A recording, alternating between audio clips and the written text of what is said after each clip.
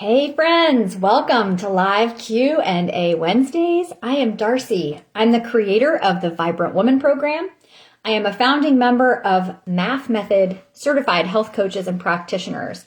I'm going to tell you a little bit about that. MAF is MAF, and it stands for Maximum Aerobic Function. This is an acronym coined by my friend and mentor, my coach, Dr. Phil Maffetone, who is absolutely a pioneer in the field of functional medicine and treating and preventing metabolic disease. It was Dr. Phil's methods that helped me heal my daughter's brain injury naturally and allowed me to heal my own adrenal fatigue, hypothyroidism, food allergies, hormone imbalance, that whole cascade spiral down effect that happens from stress. I was able to heal all that really without pharmaceuticals, which I consider that a big win. And it's something I'm really proud of. And that is why I created my program, the Vibrant Woman program. It has the MAF principles as a foundation, and it expands on that and makes it more specific for women's bodies, because we do have a delicate symphony of hormones to balance. And when things get off, they're really off. And again, one domino quickly turns into 10. And there we are at the bottom of burnout. And so I'm here today because, I do live Q&As every Wednesday. That's why I'm here today. But this one's going to be just a little more personal. So I wanted to talk about sugar and anxiety because I've gotten a bunch of questions about that recently from personal clients and other folks kind of in my sphere of influence here. And it's something that I'm working with and working through like today, this week. So it's very present and very relevant. And I just wanted to peel back the curtain a little bit, show you behind the scenes and explain a little bit about what I've learned from my own body, what I'm struggling with, the tools that are working for me, and just give you a couple pieces of this that I think will help other folks begin to make the connection between cause and effect. That, I believe, is what's missing in our mainstream modern world. I think we are at a paradigm level of mass consciousness that is obsessed with symptom treating. I don't think we know how to really ask the questions that will lead us to the answers that help us address root cause. Most of us, most of the time. Definitely not what those major profit-oriented systems are doing out there. And so what I have done that I believe, honestly, I'm not exaggerating when I say like this saved my life. This way of thinking and then the actions that stem from it saved my life. And so this is what I'm really up to. It's a paradigm shift. Anyway, and I'm going 100 miles an hour today. So full transparency. I'm really struggling right now with some things in my family. My daughter is happy and healthy most of the time. She is having some struggles right now that are really kind of impacting the whole family. And so we're all working on making sure that individually we're whole and healthy and sound and stable, so that we can provide that structure of support for her, because it's real easy for me as the mom of it. Look at my hair acting wacky today. Got my hair cut yesterday. What do you think? New moon, new haircut. I don't know about you, but something about the seasons shifting and the moon, and I had to do something kind of drastic and new for my renewal. What about you? So yeah, we need some renewal in my family cycle right now too. I say formerly the mom of a severely brain injured child. We had a real traumatic medical emergency when my daughter was a baby. And even though I spent years helping her outgrow the disabilities that came from that neurological injury, and even though she's, most of the time happy, healthy, independent, successful these days, I'm still quite easily triggered by her emergency voice. We used to say, "Are you on fire? Are you bleeding?" Okay, then we don't need to use that emergency voice. Part of that is personality. Part of that is just something she's been, probably enabled to do. Anyway, we've had a lot of emergency voice around here lately, and it's triggering to me. And it's something that I really have to work on, keeping my own buttons unpushable and my self-care and my, carving out the space and time to keep myself where I need to be, because even though children become adults, they're still our children. And I remember doing this to my mom too. Like, there's just something about busting into your mom's world with your drama and dumping it into her lap that can be soothing for a child, not soothing for the mother. So I've never been on this end of that before, and I'm working my way through it. And my point to share all of this is just to say that no matter where you are in your life cycle and no matter what is happening for you, we all have stressors. And one of the things that happens then when we get stressed, I want to talk to you a little bit about your adrenal glands. They are 2 walnut-sized glands that sit atop your kidneys. So if you think about, find your navel, and then I want you to go about an inch out and about an inch up. And if you push in there, some people actually like, oh, that's tender in there. Well, those are your adrenal glands. Depending on how much adipose tissue you have here, you might be able to feel more than some of us. So that's the physiological organ that handles stress. That's not the only role of the adrenal glands. They are also implicated in our immunity, in our hormone balance, and for women, that's quite complex. They are implicated in things like, I totally lost my train of thought because I saw something go outside my window. Anyway, so the adrenal glands have a lot of different jobs, okay? And so one of their primary roles then is to deal with physiological stress. Now, when a lot of us think of stress, we think about mental and emotional, and yes, that's true. We have mental and emotional stress. We have physiological stress, things like chemicals, toxins in our body. We have physical stress, like the bad shoes that you might wear, sitting in your desk chair all day, bad posture, which leads to, some spinal misalignments. All that would be considered physical stress. And when you add all of these up, the truth is the body really just, like, all of that impacts our body hormonally, chemically, and it's through the avenue then of these adrenal glands, because what they're trying to do is keep balance.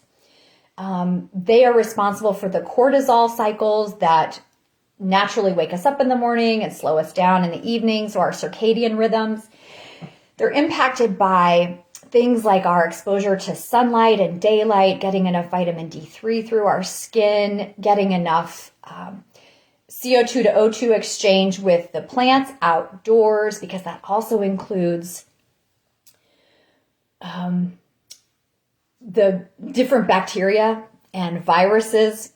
Believe it or not, there are lots of beneficial bacteria and viruses. We co-evolved with the microbiome and virome, and we need that exchange through our bodies. Did you know 3 pounds of your body is not human? It's bacteria. We need that in our digestive systems. And anyway, so we have a lot of stress in the modern world. I have a lot of stress in my life right now, growing a business, helping an adult daughter, get through some difficult times. And so the point is, when our adrenal glands are stressed, they're not able to keep up with all their functions then. So our cortisol cycles can shift. This is going to affect our digestion. It's going to affect our blood sugar stability, which is what I really want to talk about in depth in just a second. And it's really going to affect, therefore, our mental and emotional state of being. And so I really want to help you draw this connection, because one of the things, so my Vibrant Woman program is really all about relieving stress through a couple of simple pathways. Nutrition. So we need to stop eating the things that hurt us and start eating the things that help build a healthy body and repair a healthy body and brain. So nutrition is one key pillar. Exercise intensity is another. A lot of us in the no pain, no gain model think that we have to suffer a little bit to exercise and be fit, to be thin enough, to be small enough, to be loved. There's that whole thing for women. And what we're talking about now is exercising at an intensity that will restore the body, reduce stress, process excess cortisol, not create it. So that's a really important pillar of my program. And when we combine those, it's way more than just 1 + 1 = 2. And where this is most obvious to me in my life right now, in my history of overcoming my adrenal fatigue naturally, and in the work that I see my clients doing on the ground at this moment, is this. When the adrenal glands are taxed, they are going to struggle to do all of their jobs. One of the first things that gets triggered then is our blood sugar stability. And what that means is that the adrenal glands are going to cause our cells, especially if we have been sugar burning metabolism, which is most modern humans today on the planet. If you have not gone to the to the lengths to find your own personal carb tolerance and consciously switch your cells from sugar burning to fat burning, which is something that I teach, and I'm working with a couple people going through it right now. Hey, Veronica, thank you for being here.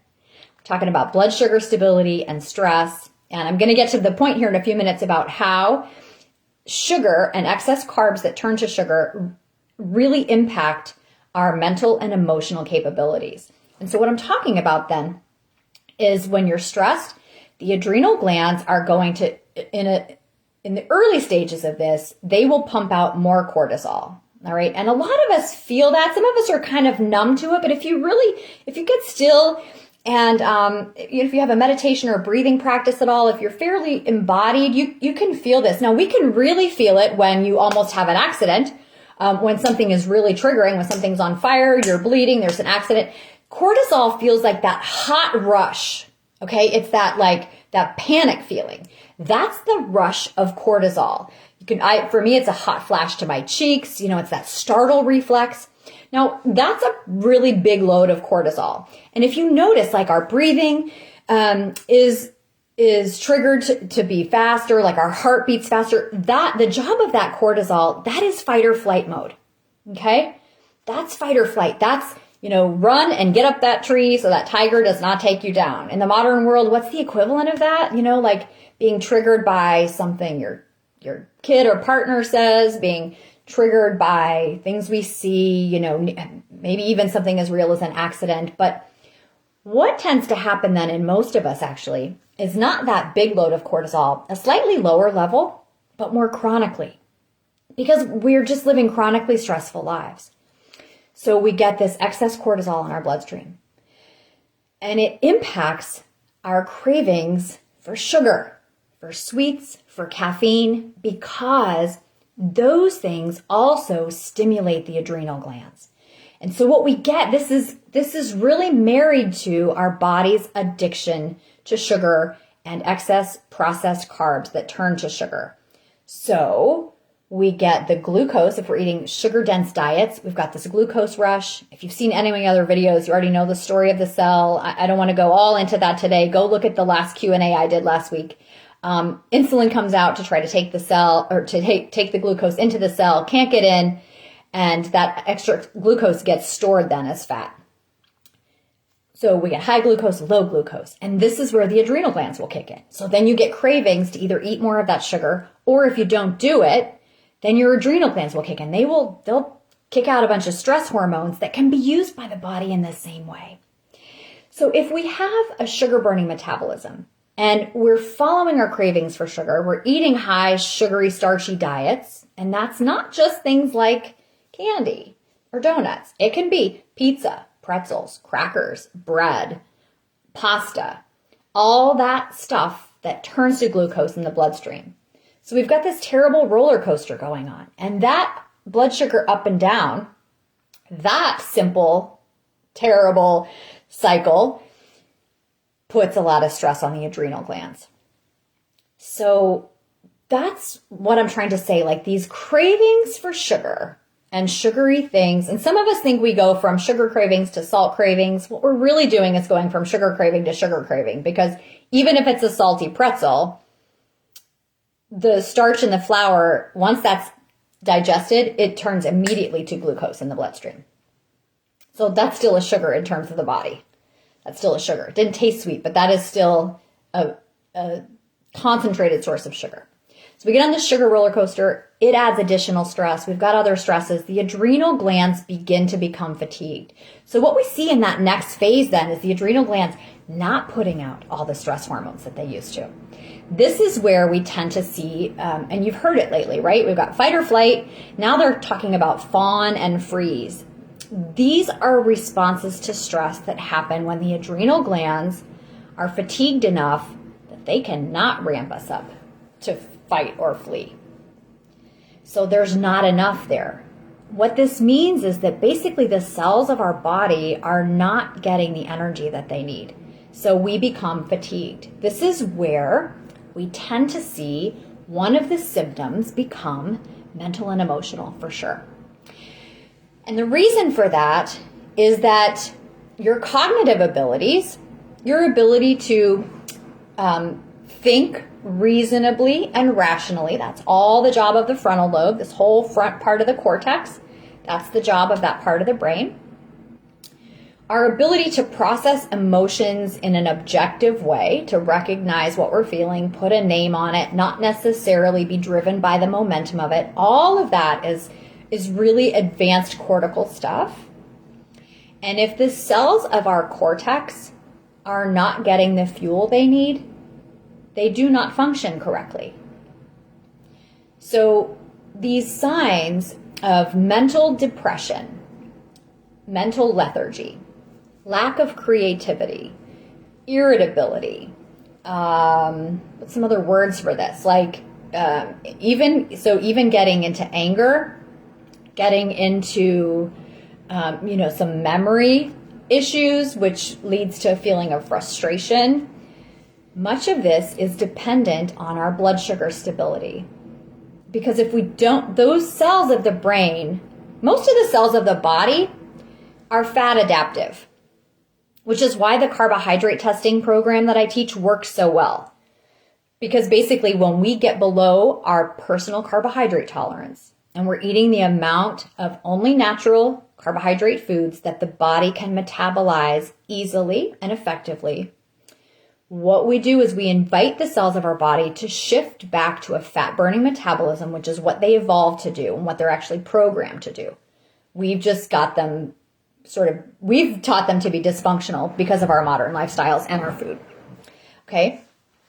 So when the cells of the body become fat adapted, what little bit of glucose is left, and there's glucose made from protein, there's glucose that comes from even non-starchy vegetables. When we eat our salads and our fresh unprocessed meat, that meal even will allow some glucose, even though it doesn't look like a big starchy meal. There's no sugar in it.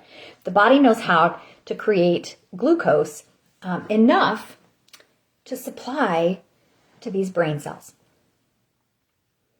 And when that's not, and that's ideal because those brain cells need the glucose. We've taught the body to burn, the body cells, most of them, to burn fat. So the brain cells that need the glucose get it. That's when we have mental clarity. That's when we have good memory. That's when we are creative. That's when we are awake at the right times of the day and alert and, reasonable and rational and clear. We're clear. When we sleep, we get sleepy at the right times and we're deeply rested and restored and regenerated. This is why this impacts sleep, which is why it impacts hormone balance, which is why it impacts you and your child's ability to learn and behave well.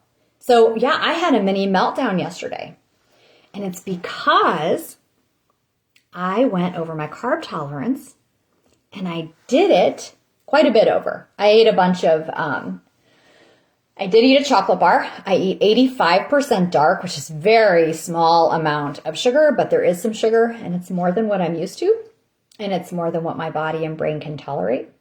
I also ate a bunch of cheese and crackers, which sounds like not that big a deal. A lot of people would think that's a healthy snack. For a lot of people, depending on the crackers you choose, it could be a healthy snack. I ate more than my carb tolerance, which left me feeling sluggish, right? Because I went ahead and fed all this stuff that turns to sugar to my body cells, they gobble it up. And it's very easy, even if you're well fat adapted like I am, it is very easy for the body to slip back into those old dysfunctional sugar burning habits. And when that happens, the brain cells don't get the glucose they need. The body cells are either using it, or it's more likely than not the story that I've told about the cell. Glucose goes up, insulin comes out to get it, can't get it gets some into the cell, can't get the rest of it in, takes it down, stores it as fat. So the glucose goes up and then down. It's not a small amount of glucose steadily circulating so the brain cells can use it. So I had a brain crash. I had an emotional meltdown. Add a little stress and a triggering daughter situation and a bad night of sleep, and I felt like shit. Here's the benefit I have that a lot of other folks don't have, why I'm here to talk about this. I know exactly what I did. I knew exactly what was going on. That helped a lot. I don't have to shame and blame myself and wonder what's wrong with me and think my life is a mess and I'm a big failure and why can't I do this again? And I'm over my carb limit. My brain cells aren't getting any energy today. I'm going to have to ride this out. So that is why I came on, because I've heard from a couple of clients, like one woman who had been doing well for a really long time, finding her own personal carb tolerance and living there, which kudos, because some of us are really going to kind of fall off the wagon and try again and fall off the wagon and try again, because we're surrounded by a culture where eating a bunch of junk is normal. And it really takes support and self-determination to continue to tune into your body instead of the messages from the marketers and the fast food chains and all that stuff. People sitting across the table from you who are going to get food coma later, and you don't want that anymore for yourself. So I've heard from these clients, one of them reached out to me and said, I fell off the wagon a bit, broken my great streak, and I feel terrible mentally. So a lot of us really think that finding your carb tolerance, or, a lot of people will do it for weight loss. I work with a lot of athletes. They do it to improve their performance, to get faster, to race faster, to have better, athletic outcomes. And yes, it works for all of that. Why?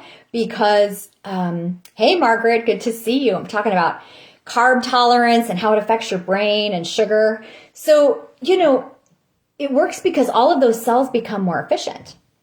But even if you're not an athlete, this woman is an artist actually, and she noticed it mentally. Why? Why did that happen? When she ate more carbs and ate a bunch of sugar, started craving more sugar, kind of let herself, it's a slippery slope there. And then mentally she felt terrible, some depression, some lethargy, some bad moods, some headaches. That's all neurological. Those are neurons not getting the glucose that they actually need. Oh, but why? She ate a bunch of sugar. Turns into too much glucose. Glucose goes up. Insulin brings it down. Now it's gone. That's a blood sugar roller coaster. You have to create a fat-burning metabolism so that your brain can thrive the way it was evolved to. All right? You and me and all of us. So I just wanted to come on and share, because when I did that to myself and ate that chocolate bar and all those crackers and set my glucose all up and down, felt miserable and had my meltdown, the first sign for me, and so maybe this is going to resonate with you too. The first sign for me was cravings for more sugar, or, after the chocolate bar, I wanted cheese and crackers. So people say, oh, you had sweet, now you want salt. No, I just want more glucose, another glucose rush, because those crackers are just as carby as the chocolate bar, just a different form. So more cravings mean you've had too much already. When I am at my best, when I am below my personal carb tolerance, I have zero cravings. None. I am not tempted. I don't want cheese and crackers. I don't have to use willpower. I'm not drawn to the chocolate aisle. I do not look twice at that stuff. My body doesn't want it. My body knows it doesn't need it. It's not sending me ideas to go get that stuff. So when I'm at the perfect level of carbs for me, I crave nothing. Now, I want steak. I have an appetite for a beautiful salad. I have a healthy appetite, not cravings. There's a big difference. So that's the first sign. The second sign for me is typically the morning after, I'm going to wake up with anxiety. And that's exactly what it was yesterday morning. And it happened again today, because it can take a little while for your body to heal and get to the other side, back into fat burning mode. I woke up with this it's painful for me. It's a feeling of anxiety. We use that word a lot, not necessarily describing it with a physical or physiological explanation. And so that's what I want to give you very briefly here. Remember what I just said. And if you came in the middle, go ahead and watch the replay. I talked a few minutes ago about the adrenal glands and about how it feels when they're pumping out their stress hormones. And we know when we get a big rush of that. Some of us know when we're getting sort of a low chronic level of it. And there's sort of two scales to that feeling. There's the rush of the high levels of stress hormones. There's the feeling on the other end of that when they're gone. Okay? That's a very, very similar feeling to when you are low blood sugar, when your cells have no glucose. For me, it translates as a feeling of depression, as a feeling of hopelessness. I have learned to understand that is a message from my cells feeling hopeless and lost and without nourishment. And there can be an instant but temporary craving for sugar, because that would be the quick fix. Unfortunately, that's also the cause of the problem. So instead of supplying more sugar, what needs to be supplied are nutrient-dense vegetable foods that are low in starch and sugar, proteins. That's a big key. Protein, because all those amino acids are the basis of neurotransmitters that build and supply the brain with the proper neurotransmitters, including the dopamine, the serotonin, the things that make us feel good again. Okay, if you're not eating enough protein, you don't get that stuff. And the fats. Those neurons need tons of fat. They burn fat, most of them, not all of them. They line their axons with fats so that they can blast messages to each other. Without enough fat, your brain cannot function well. So what happens then is that feeling of anxiety tends to be the high part of that, the stress rush, the stress hormone rush. And the feelings of depression tend to be the other end of it when all of that falls. And that's the connection that I have learned to make between my feelings, which are a translation of what my cells are trying to tell me that they need, and this roller coaster that we're on. So when you wake, just like I did, when I woke up with that feeling of anxiety, what that really is a bunch of stress hormones flooding my bloodstream. Why stress hormones in the morning? Well, cortisol is supposed to come out and wake you up, but you're not supposed to feel like you're on fire from it. You're just supposed to feel a bit energized from it, energized and happy to get up and move on with your day and to get out into the world and see what's going on. When you feel on fire from it, it's because the adrenal glands are not in the right rhythm, because we've been destroying them with too much stress and with this blood sugar roller coaster of instability, because they really play together. And if you have high blood sugar and then low blood sugar, remember, your adrenal glands are going to try to make up for that low blood sugar. And they're going to do it with stress hormones that don't act exactly the same as glucose. They have other unintended effects that get our nervous systems all jacked up. So what I'm trying to say here too is, like, if you are someone like me who tends to be, I was thinking about this because, I was triggered by all of this by my daughter's situation. And that's because I have some past trauma around almost losing my daughter overnight in a newborn intensive care unit. Granted, 20 some years ago, but that is alive in me now in that moment when she uses the I'm on fire tone of voice with me. So my body goes into fight or flight immediately. So if you're somebody who's also dealing with like situations of healing your trauma, healing your stress, you know what is one of the most important things you can do for that? In my experience, Get to your personal carbohydrate tolerance. Get off the sugar. That is triggering so much more stress. Yes, breathing is important. Yes, moving is important. Yes, meditation is important, but you cannot outthink your way of a bad, unstable blood sugar roller coaster. You can't think your way out of it. And that, combined with the stress hormones of the adrenals and the way all of that's complicated and unsteady when we eat this way, you can't outthink your way of anxiety. Like, you can't meditate enough or breathe enough to make that stop. What you have to do is to physiologically create a situation where it's not necessary, where that stops happening to you. You do that by having a steady flow of a low level of just enough glucose. You do that by finding your personal carb tolerance. And that's what I've done. That's my experience, which is why these moments, like when I wake with anxiety, it's like, ooh, that feels so bad, because I really feel it. Because I never feel this way. It is really obvious to me. I can literally, so what I do then is, yes, I use my other tools, my breathing. I got to get up and move. That cortisol will be flushed from your bloodstream better if you're up and moving. I eat something high in protein and fat to quick stabilize my brain before it goes up and down again. And I end up in a meltdown, you know. So I do have the tools to deal with it now. It doesn't mean I don't sometimes, abuse myself with following a craving. And it's important to know, why did I have those cravings? Stress. Stress will cause cravings for sugar.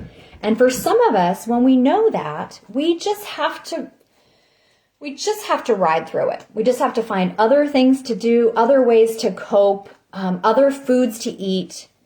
And typically when we get to the other side of that, when we begin to heal the adrenal glands, again, those cravings will go away. So this is the other part of the work that I do, is to help folks sort of determine which of these cravings can be trusted, which of these cravings are a true call for nourishment and certain nutrients into the body, and which of them are like hair trigger reactions that we want to pause, make sure we're solving the real need, not the symptomatic surface need for energy into a cell that translates as anxiety. And then the loss of energy from those cells, which translates into depression and hopelessness and despair and lethargy. So I hope that helps some of you. I really wanted to share this. Again, I woke up with that feeling of anxiety, and I thought, oh shit. My first thought was, oh shit, I can't believe I did this to myself. I feel terrible. And then, my next kind of right after that was this thought of, like, I kind of felt excited. I was like, oh, there it is. And I do understand it. And yes, I've been here before. And oh my gosh, I do know what to do. And I've got clients struggling with this. And, this is a perfect teachable moment. So I was called to share that today. I see a couple of folks here, and I'm so glad you're here. I know most of you are going to watch this on replay, but are there any questions? Any questions about what I said or what you've experienced yourself? I would love to hear from you. I think I can see if you type a question. Doing this on my phone today. I've got a bad computer that won't do lives for me this week, but any questions? If you're watching it on replay, feel free to type a question in with the hashtag replay, and I'll come back around and get to it. If you're wondering to yourself, like, oh, could this be me? Should I probably look at sugar and carbs that I eat? Like, would that be impactful? It definitely would be impactful. I would be delighted. This is one of my favorite things to teach ever. It's probably the most, I'm really proud of my whole program, honestly, and I have a whole class. It's like a 7-week class that I teach usually right at the beginning of the year when we're all ready for renewal in January. So stay tuned. You will hear more about that. I will begin sharing information about when it's coming and how to register and get on board. I like to do small cohorts of women that can support each other, be really actively involved and help each other through some of these transitions. And I'm super proud of the whole thing. I mean, I can't imagine one piece of it not being there. But I do have to say, if there is one thing that I teach that is the most transformational in women's lives, and not just women, but I love working with women, it's this. It's find your own personal carbohydrate tolerance. And If that's something you're curious about doing, please come find me. We'll talk about if my program will be a good fit for you, if you're ready to give this a try. I will admit it's not the easiest thing to do, especially for the first 3 days as your cells begin to transition. Some of us are going to hit some anxiety and headaches and depression going through that transition, which is why it's so important to work with a coach who knows what to expect and who knows how to help you get through those hurdles as pain-free and symptom-free as possible. Got a lot of tricks up my sleeve here for how to help those brain cells transition. That's the hardest part. What to do about the cravings, how to interpret all that. So those are the tools I'm using myself this week. Wish me luck. Send me some love from my mother's heart as I, wrestle through these tough times of mothering an adult daughter. I've never done this before, so I'm sure I'm making a whole lot of mistakes. I'm probably messing this up big time, but as always, I'm going to just, practice forgiveness for myself and give myself some grace and give my daughter some grace. She's never done this before either, become a fully individuated adult of her own. And it's a beautiful, challenging life. And I'm just here for all of it. I hope you are too. The highs and the lows, the ups and the downs, the tough bumps, they all teach us who we are, what we're made of, what we really want. So thank you for being here. Thank you for watching. I hope this helps you understand a bit about anxiety and depression and the mental connection to what we're eating and how it's impacting us and the brain. I hope that helps. And I can't wait to see you again next week or in my DMs or in the comments with your questions. Have a great day, everybody. I really love you all, and I just love doing this work. So thanks for making this possible. All right, take good care.